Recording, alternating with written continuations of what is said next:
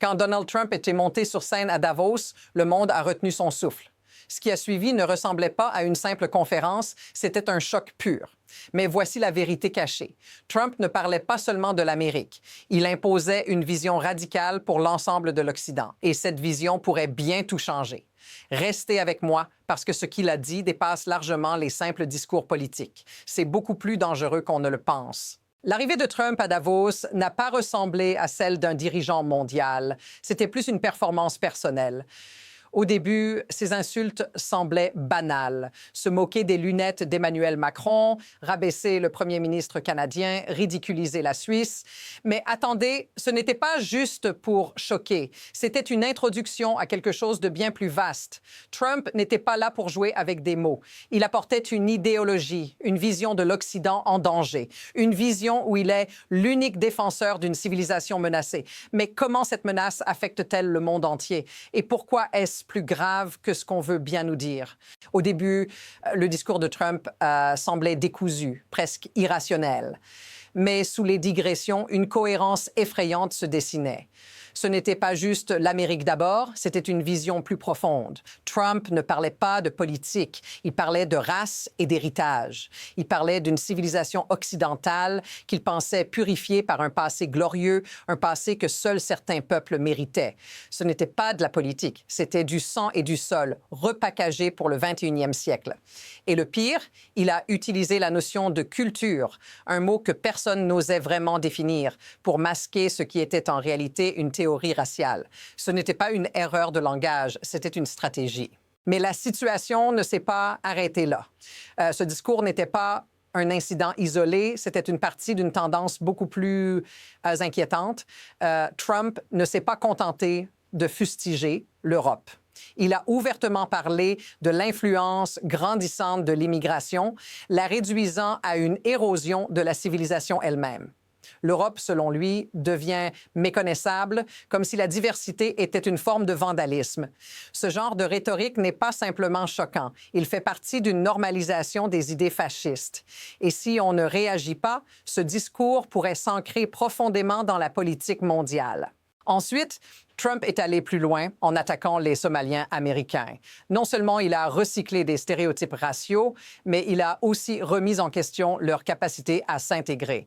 Ce n'était pas un simple commentaire déplacé, c'était un avertissement direct. Il suggérait que certaines cultures étaient incapables de participer à la civilisation occidentale. Ce genre de discours n'est pas juste dangereux pour les immigrants, il est dangereux pour la démocratie elle-même. Il plaçait l'Europe et les États-Unis sur une trajectoire où la pureté raciale devient un critère de légitimité. Vous avez compris l'implication?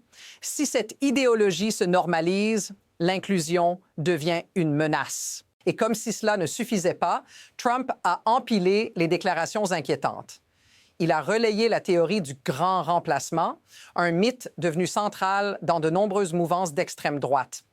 Puis, sans prévenir, il a transformé les relations internationales en une question de domination. Il a parlé de la souveraineté des nations comme si elle pouvait être annulée par une décision américaine, comme si la coopération n'était qu'une option.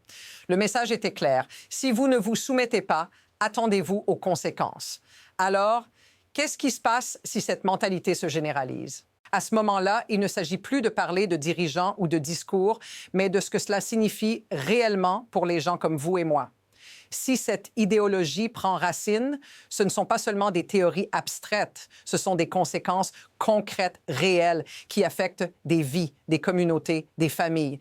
En excluant certaines cultures, en les traitant comme inférieures, c'est tout un système de valeurs qui s'effondre. Et ça, ce n'est pas quelque chose que l'on peut ignorer.